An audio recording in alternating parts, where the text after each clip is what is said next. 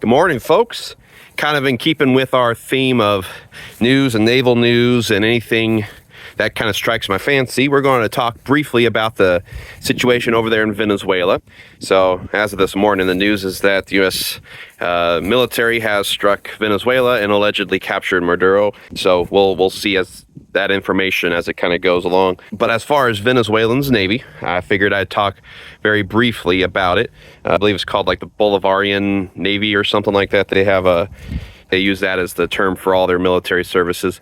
But they've got a smattering of patrol boats of different sorts, mostly fairly benign helicopters, machine guns, and cannon and such. The two vessels remaining in the Venezuelan Navy, as far as we know, that are of concern to a modern Navy like the U.S. Navy is there one frigate and possibly one submarine. We'll see. So anyhow, the frigate, we'll start with that. It's a Lupo class frigate that was ordered in 1975. There was originally 6 that were ordered, and these are produced in Italy. They were upgraded in the 90s, actually in the United States, believe it or not.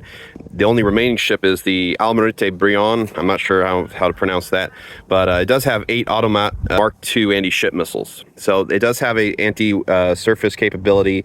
Also has a Mark 29 box launcher with 8 Sea Sparrow missiles, which are Aspide missiles. It's an Italian fork of the Sea Sparrow.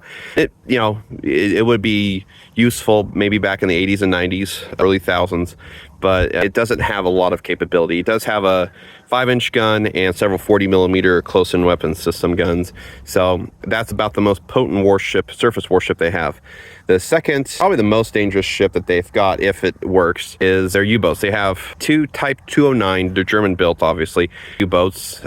Sabalo class, I believe is maybe how it's pronounced. They have 2 of these vessels, and allegedly 1 is possibly working. These do carry the SST-4 Mod 0 torpedoes. There's 8 tubes, so they can unleash a pretty good broadside, and they carry 14 total torpedoes, so you get a total of 6 reloads. So this would be the most dangerous vessel they've got. Diesel subs like this, they can be very quiet. They can, to quote Hunt for Red October, they can make like a hole in the water, and they can be very quiet and very difficult to detect. It's about the only thing they've got which would probably really worry U.S. naval planners. So anyhow, we'll see if any of these are still afloat after this is all over. Hopefully it doesn't get too much out of control, and minimal bloodshed, Lord willing.